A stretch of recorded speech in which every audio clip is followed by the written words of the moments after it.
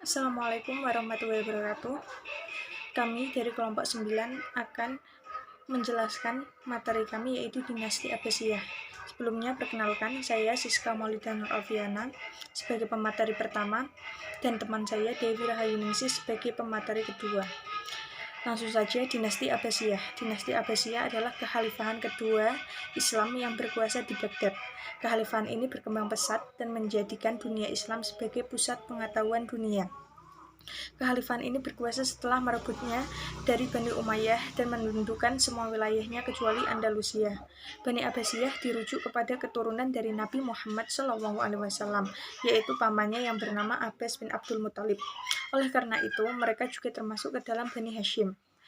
Bani Abbasiyah berkuasa mulai tahun 750 dan memindahkan ibu kota dari Damaskus ke Baghdad. Berkembang selama 3 abad, tetapi pelan-pelan meredup setelah naiknya bangsa Turki yang sebelumnya merupakan bagian dari tentara kekhalifahan yang mereka bentuk dan dikenal dengan nama Mamluk. Selama 150 tahun mengambil kekuasaan melintas Iran, kekhalifahan dipaksa untuk menyerahkan kekuasaan kepada dinasti-dinasti setempat, yang sering disebut dengan Amir atau Sultan, menyerahkan Andalusia kepada keturunan Bani Umayyah yang melarikan diri. Selanjutnya, pendirian Dinasti Abbasiyah. Kekuasaannya dimulai setelah merebut dari Bani Umayyah dan menaklukkan semua wilayahnya kecuali Andalusia. Bani Abbasiyah merujuk kepada keturunan paman termuda Nabi Muhammad, seperti yang diceritakan dalam sejarah Isra Mi'raj, Abbas bin Abdul Muthalib. Dan itu sebabnya Bani Abbasiyah juga masih termasuk kepada Bani Hashim. Anggota dari Bani Umayyah yang selamat melarikan diri dari Damaskus dan menuju Spanyol dengan menyeberangi Laut Tengah, lalu mendirikan kekhalifahan Umayyah di sana. Keturunan Bani Umayyah yang selamat memerintah di Spanyol untuk waktu yang lama. Bani Abbasiyah sendiri menjadi dinasti kekhalifahan terlama sepanjang sejarah berdirinya Islam, yaitu berkuasa mulai tahun 750 Masehi sampai 1258 Masehi atau 132 Hijriah sampai 656 Hijriah. Baik, untuk materi selanjutnya akan dijelaskan oleh pemateri kedua. Silahkan. Selanjutnya, saya akan melanjutkan presentasi dari pemateri pertama. B. Pola pemerintahan. Dalam menjalankan pemerintahannya, setiap khalifah mempunyai sistem pemerintahan yang berbeda-beda.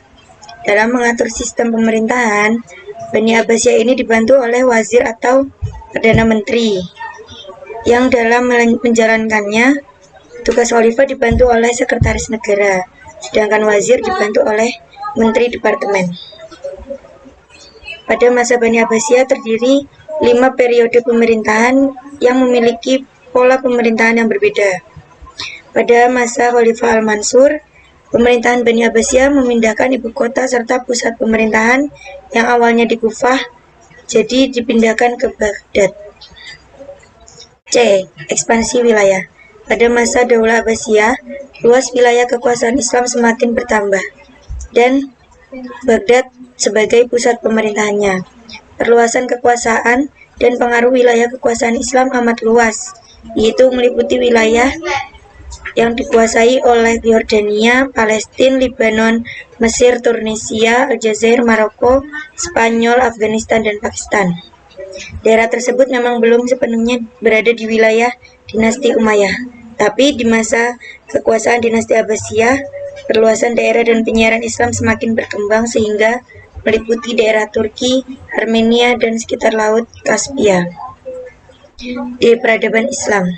Pada masa dinasti Abbasiyah, Baghdad dikenal sebagai pusat peradaban Islam, baik dalam bidang sains, budaya, maupun sastra.